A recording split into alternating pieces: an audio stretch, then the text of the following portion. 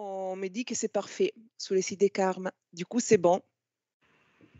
Tu peux y aller, Zora, je te laisse la parole pour le début. Ok, Patricia. Donc, bon, écoutez, bonjour à toutes et à tous.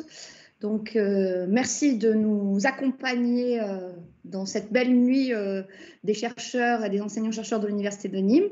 Donc, moi, je suis Zora Benfoda, je suis maître de conférence en chimie médicinale. Je travaille dans l'équipe Chrome et donc je laisse la parole à ma collègue pour se présenter. Alors moi, c'est Patrizia Giannoni pour voilà, qui ne nous connaissent pas, maître des conférences en biologie et je fais partie de l'équipe Chrome et la majeure partie voilà, de mon enseignement est en licence sciences de la vie et on va parler ce soir voilà, des médicaments à partir de l'identification des cibles jusqu'aux tests précliniques et cliniques. Du coup, c'est une thématique que nous avons particulièrement à cœur, effectivement, et des 2 points de vue différents, mais complémentaires, voilà, d'un point de vue d'un chimiste, c'est ma collègue madame Benfoda, et d'une biologiste, voilà. Du coup, on va traiter la thématique, rapidement, hein, parce que je pense que la soirée, elle était assez dense et je tiens à le dire, vraiment intéressant. Nous, on l'a suivi Bien pour sûr. différentes raisons, voilà, à distance, mais ça a vraiment bien marché. Les interventions ont été super intéressantes. Bravo, un très bon travail. Alors effectivement, on peut se poser la question, qu'est-ce que c'est un médicament? Donc c'est vrai, comme disait ma collègue, on va l'aborder sur différentes approches. En fait, un médicament, donc je pense que tout le monde a déjà au moins pris une fois dans sa vie du paracétamol. Et donc c'est une molécule. En général, c'est le principe actif. Et autour de ce principe actif, donc je vous passe les détails, il y a d'autres molécules appelées excipients qui vont soit pour être présentes pour favoriser le goût, soit pour favoriser l'absorption du principe actif pour atteindre sa cible. Mais comment arrive-t-on à un médicament? Et effectivement, pour arriver à ce médicament, donc il y a plusieurs pans de la recherche qui se côtoient. Le premier pan qui se côtoie, donc il faut trouver donc la molécule, donc le principe actif. Donc effectivement, nous, dans notre équipe de recherche, justement, nous travaillons sur la découverte de nouvelles molécules dans le cadre de l'antibiorésistance. Donc là, c'est un exemple que je vous donne, mais c'est la même chose qui peut se produire pour tout autre type de molécules. Donc en fait, nous avons, vous allez les entendre d'ailleurs tout à l'heure, ou d'ailleurs vous avez pu entendre tout à l'heure nos doctorants s'exprimer sur des ateliers. En fait, donc la découverte de cette molécule, donc on a une cible, alors elle peut être enzymatique, elle peut être une cible de maladie. Donc dans une maladie, il y a plusieurs cibles, et donc lorsque c'est beaucoup plus facile effectivement quand on vise une enzyme. Si l'on vise une enzyme c'est une protéine. Donc si on vise l'inhibition entre guillemets, donc l'interférence de cette enzyme, on va donc préparer des composés pour pouvoir rentrer en compétition. Donc c'est vraiment de la vulgarisation, en compétition avec d'autres types de molécules pour pouvoir agir sur sa cible. Donc au laboratoire, comme je vous disais, on a plusieurs cibles. Sur l'antibiorésistance, soit développer de nouveaux antibiotiques. Vous savez certainement qu'actuellement, l'antibiorésistance va être un des plus grands fléaux qui va arriver. L'OMS dit qu'en 2050, il risque vraiment, on appelle ça la pandémie silencieuse, mais le nombre de morts annoncés est assez conséquent parce qu'à notre actif, nous n'avons pas beaucoup d'antibiotiques, ou du moins les antibiotiques que nous avons, l'organisme, les bactéries sont très, on va dire, malignes, si je puis dire, et se sont adaptées et ont pu développer des mécanismes pour pouvoir résister. Donc, soit on arrive à développer de nouveaux antibiotiques.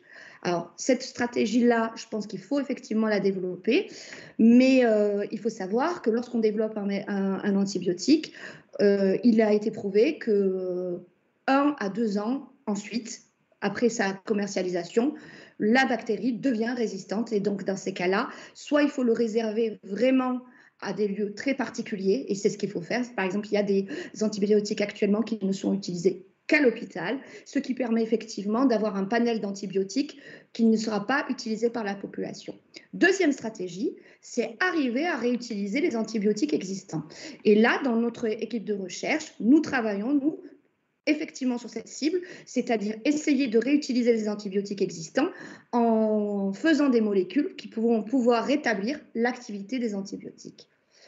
Vous allez me dire, une fois qu'on a une molécule, donc pour pouvoir permettre la discussion avec ma collègue, le chemin est très très long. Pour arriver à développer un médicament, il faut compter à peu près, on va dire, entre 15 et 20 ans de recherche. Donc clairement, ça ne se fait pas de manière immédiate. Mais une fois qu'on a un médicament, enfin un principe actif, on va dire un lead, pour parler, on va dire un petit peu scientifique, une fois qu'on a cette molécule qui sort un petit peu du lot, bah, il va falloir en fait pouvoir la tester, faire des tests in vitro d'une part. Et je laisse ma collègue peut-être détailler un peu plus ce pan-là.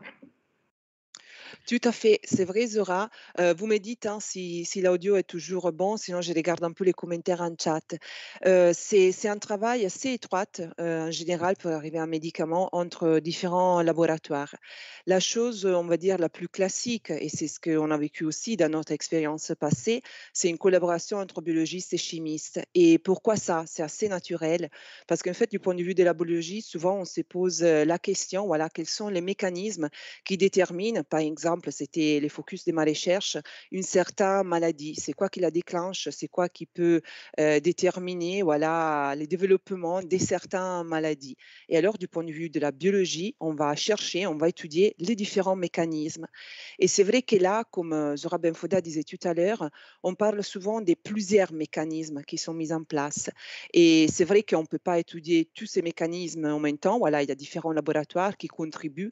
Ça s'est fait de plus en plus, la recherche avec des équipes, des collaborations en différents laboratoires, souvent aussi à l'international pour regrouper les différentes expertises et les différentes plateformes, par exemple. Mais c'est vrai qu'en général, de plus en plus, les pathologies, on les caractérise comme quelque chose de multifactoriel. Et du coup, il peut y avoir plusieurs aspects qui contribuent au développement d'une maladie et à la suite, différents cibles d'intervention. Du coup, si d'un côté, c'est quelque chose de négatif, on va dire, entre guillemets, qui nous embête un peu parce qu'on n'a pas une seule cause qui peut déterminer une maladie, bah, dès l'autre, on peut agir aussi à travers des points de vue différents, à travers différentes cibles. Alors, premier passage, c'est identifier ces cibles d'intervention. Et ça, c'est en général la biologie qui détermine ça. Et on peut avoir différentes techniques pour y arriver. Comme Zora disait tout à l'heure, il y a des expériences qui sont développées in vitro, d'autres in vivo, selon des modèles, par exemple, qui essayent de reproduire des pathologies. Bon, moi, j'ai tendance à parler des pathologies humaines. Après, il y a des pathologies qui caractérisent, par exemple, les animaux, hein. Je pars tendanciellement de la recherche que j'ai pu développer. Mais c'est vrai, à travers tous ces modèles, on essaye de trouver, d'identifier les choses qui représentent des anomalies où il y a quelque chose en fait qui ne se passe pas correctement comme ça devrait être du point de vue physiologique. De plus en plus, on retrouve que la réalité est très complexe et on a une tendance à simplifier un peu les choses, à vouloir chercher la cause de telle maladie. Bon, en général, ce n'est pas ça. Et différents aspects peuvent contribuer. Une fois que nous avons identifié ces cibles, comme disait Zora, ça peut être par exemple un enzyme qui est par exemple produite en excès ou qui n'a pas une bonne affinité pour un substrat. Voilà, il peut y avoir différents cas. Il peut y avoir une modulation dans laquelle on augmente l'activité enzymatique ou alors on essaye de la bloquer. Dans les deux sens, on peut agir. Ça peut être une activité sur un récepteur. Alors, un des problèmes principaux, voilà, ça peut être par exemple la sélectivité. Ça, c'est un des problèmes à lesquels on se trouve vraiment à faire face parce que une fois que nous avons identifié la cible, on veut intervenir. Mais comment arriver à intervenir de façon ciblée? Les problèmes que nous allons trouver pour la plupart, c'est qu'on peut avoir des effets collatéraux et on n'arrive pas à toucher de façon vraiment sélective la cible que nous avons identifiée, mais aussi des cibles relativement similaires. Et là, bon, il peut y avoir plusieurs stratégies, on va dire, d'intervention. C'est sûr, ce soir, la stratégie qu'on vous présente, c'est la plus classique. Un biologiste qui a identifié une cible et qui peut contacter un laboratoire des chimistes pour dire, regardez, on a trouvé par exemple que tel enzyme est altéré et qui contribue au développement de telles maladies. Est-ce que vous avez dans votre banque de molécules, par exemple, une molécule qui pourrait agir et moduler son activité? Ou alors, est-ce que vous pouvez la synthétiser? Et ça, c'est un exemple, pas les seuls, mais des collaborations classiques classique entre biologistes et chimistes. Après, bien évidemment, il n'y a pas seulement les problèmes de la sélectivité, mais aussi, comme déjà Zora disait tout à l'heure, de la biodisponibilité. Ça veut dire dans quelle concentration, de quelle manière cette molécule elle est disponible dans mon organisme. Pas la dose totale que je vais prendre. Au final, ça va être vraiment active et efficace sous la cible que nous avons identifiée. Du coup, vous voyez comme déjà avec ces courtes présentations, on peut deviner la complexité qu'il y a derrière avant d'arriver vraiment à la mise en commerce d'un médicament. Déjà, il faut vérifier, il faut trouver la cible, il faut trouver des molécules qui peuvent moduler l'activité sur cette cible, augmenter, baisser, voilà, moduler quand même son activité. Après, il faut vérifier la biodisponibilité. Du coup, il faut réaliser une formulation, que ça soit la plus pratique possible. Par exemple, si on doit traiter une maladie chronique, les plus communément recherchées, c'est une administration par voie orale, parce que c'est ce qu'on appelle la compliance du patient. Du coup, c'est comment les patients vont réagir et va suivre en fait la thérapie qui lui est conseillée. C'est très important. Un médicament que je dois prendre tous les jours, par exemple, ça semble quelque chose de secondaire, mais si les goûts n'est pas agréable, au bout d'un moment, voilà, je vais avoir tendance à oublier, à ne pas suivre forcément les recommandations. Et du coup, même les goûts, ça peut être quelque chose d'important. Le fait que ça soit, par exemple, une capsule trop grande à être avalée pour les personnes âgées, ça pourrait déterminer un facteur limitant qui baisse la compliance. C'est vraiment très, très complexe. Et après, bien évidemment, vérifier s'il n'y a pas des effets collatéraux. Et pour ça, il y a tout un état des tests précliniques et cliniques qui doivent être réalisés avant du coup la mise en commerce des médicaments comme on les connaît. Pour ce qui concerne les tests précliniques, ben, on passe par des tests in vitro, mais aussi par des tests in vivo qui essayent à travers des modèles de reproduire la pathologie qu'on veut traiter. Alors, c'est clair, tous les modèles que nous utilisons ont forcément aussi des limites. Je ne dis pas qu'il ne faut pas les utiliser, au contraire, voilà, mais il faut bien les connaître et bien les décrire pour savoir, c'est ce qu'on est en train d'observer. En fait, un point critique de la recherche, c'est vraiment d'être objectif dans les observations. Je vous dis par exemple un point clé qui a été négligé et qui tout récemment est plus valorisé, c'est l'expérimentation dans les deux sexes, masculin et féminin. Jusqu'à un certain point, la majeure partie d'expérimentation des médicaments s'était réalisée sur des hommes, on parle toujours hein, de l'humaine, voilà. Et ça, c'était un grand limite parce qu'après, ces médicaments ont été commercialisés pour traiter des hommes et des femmes. Mais les conséquences, les effets et les effets collatéraux aussi, ne sont pas forcément comparables.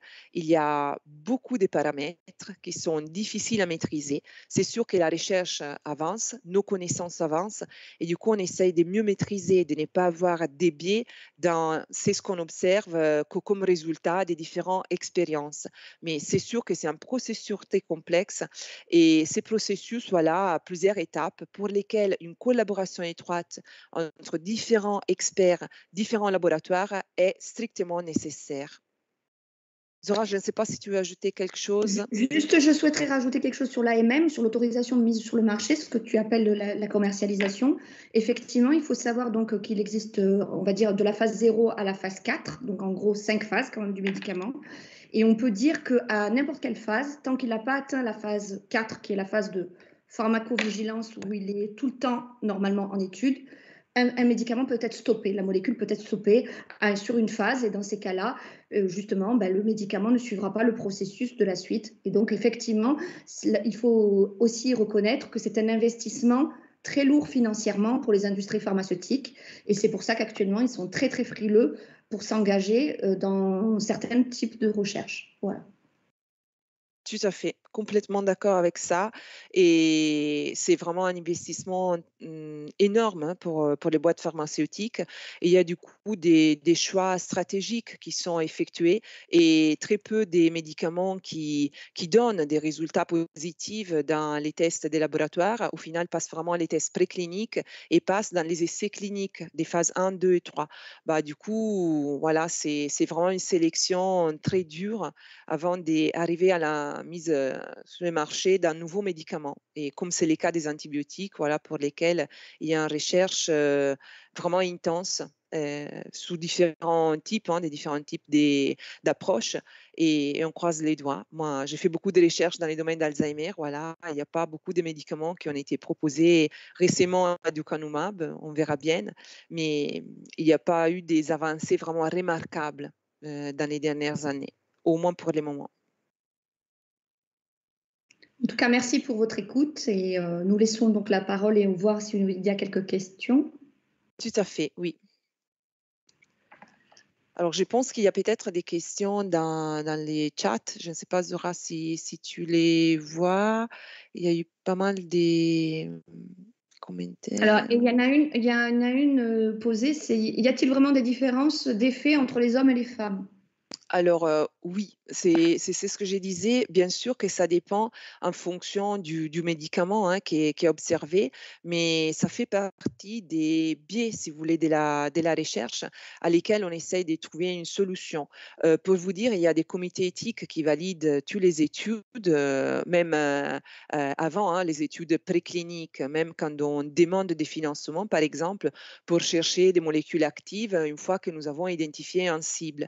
Il y a, moi je pouvais dire, 15 ans par exemple, je pense que c'était pas forcément obligatoire, de répartir, de façon, homogène, les modèles, voilà, d'origine masculin, féminin. Mais aujourd'hui, ça devient vraiment une obligation. C'est un plus et c'est ce qu'on nous demande de faire. Ou alors, il y a une raison spécifique pour laquelle on choisit de les tester chez les mâles ou chez les femelles, mais c'est vraiment un cas spécifique. Autrement, le mieux, c'est d'avoir vraiment une population à tester, que ça soit homogène, pour voir si effectivement il y a des différences ou pas. C'est pas tout le temps qu'il y a des différences, mais on ne peut pas négliger que c'est pas forcément la même chose. Et vous voyez déjà quand même, comme dans les tests au laboratoire, on est bien loin des. C'est ce qu'on peut après vérifier chez l'homme et chez les femmes du coup. Et voilà, déjà négliger les sexes dans nos modèles. Je parle des modèles in vivo, mais même pour les modèles cellulaires, exactement la même chose. Je propose aux étudiants LNSV un vidéo, c'est un TED Talk, Why Sex Really Matters. Et en fait, on explique comme même dans les cultures cellulaires, c'est important de décrire l'origine des cellules, si c'est masculin ou féminin. C'était un biais dans différentes expériences qui ont été développées au laboratoire. On ne peut pas prévoir, mais certainement c'est un paramètre à surveiller. Oui, tout à fait. Alors, Sylvain Rig, merci Sylvain. Est-ce que les vaccins pour le Covid ont aussi suivi ce même protocole? On entend souvent dire que la procédure a été parfois accélérée. Est-ce le cas? Oui, elle a été accélérée, la procédure pour le vaccin Covid, là. Oui, il est actuellement, effectivement, si on regarde, il a une AMM dite temporaire mais il a quand même une AMM. Voilà. Mais c'était quand même, testé, voilà. Bien sûr. Je pense les faits, c'est que dans des cas particulièrement urgentes et graves, il peut y avoir une procédure accélérée de validation. En fait, c'est une procédure bureaucratique assez longue normalement et quand il y a vraiment une urgence, ça peut être accéléré. C'est qu'il y a les cas du vaccin pour la covid. Après, les vaccins qui nous sont donnés ont été quand même testés. On n'a pas donné des vaccins sans test, préliminaire, voilà. Alors, je ne suis pas, experte des vaccins dans ma partie recherche, mais voilà, on peut dire quand même qu'on n'était pas donné des vaccins sans les avoir, testés auparavant. C'était la procédure de validation qui a été accélérée et ça s'est fait communément quand il y a vraiment, un besoin fort, une réelle nécessité.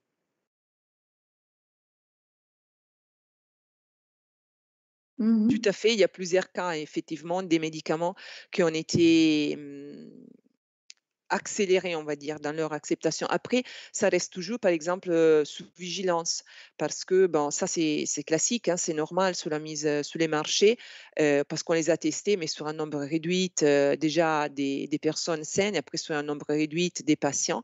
Mais après, quand on a la vraie mise sous les marchés, les chiffres augmentent. Du coup, il peut y avoir, l'apparition des effets, secondaires, qui n'étaient pas prévisibles et qu'on n'avait pas du tout détectés. Après, c'est toujours une question des chiffres, Parce que si vous regardez presque tous les médicaments, je suis pharmacien, je peux dire tous les médicaments, ils peuvent avoir, des effets collatérels. Même les paracétamol qu'on prend Mmh. communément, même pour les femmes enceintes, par exemple. Du coup, on a tendance à dire, voilà, c'est un médicament, sûr, voilà, safe. Mais bon, il faudrait quand même faire attention. Les messages, c'est qu'on prend les médicaments quand c'est nécessaire, pas forcément quand on n'en a pas besoin et on risque toujours d'avoir, des effets collatérels. Si vous lisez derrière, il y a toujours quelques cas, même rares, des différents types, voilà, d'effets collatérels. Même si après, c'est les ratios, effets bénéfiques, risques, voilà, dans la prise d'un médicament qui comptent. Mais, un risque même minime, c'est toujours présent, je pense pouvoir dire, hein, Zora. Je ne sais pas si Tout à fait, il bah, n'y a c'est pas des sûr, médicaments sans effectivement, risque, ouais, c'est évident. C'est pour ça que la phase 4, en fait, dite de pharmacovigilance, c'est là où, en fait, le médicament va suivre toute une vie, où on fait remonter effectivement des effets secondaires qu'on n'aurait pas vus, typiquement enfin, de l'urticaire ou ce genre de choses. En fait, normalement, il faut les faire remonter. Bon, alors ça dépend ce que c'est comme effet secondaire, bien évidemment, mais à ce niveau-là, effectivement, il y a toute cette phase de suivi du médicament. Monsieur Raoult nous dit: «Mesdames, j'aurais adoré être scientifique comme vous». Mais monsieur Raoult, je ne sais pas quel âge vous avez, mais il n'est pas trop tard. Vous pouvez bah, faire tout des à études de sciences, fait il n'y a pas de souci, hein, c'est pas trop tard. Vous rejoignez-nous en licence sciences de la vie à Nîmes, il on n'y est a au pas de taquet. limite, hein, Il y a pas de limite. Il n'est jamais trop tard. complètement d'accord. Oui.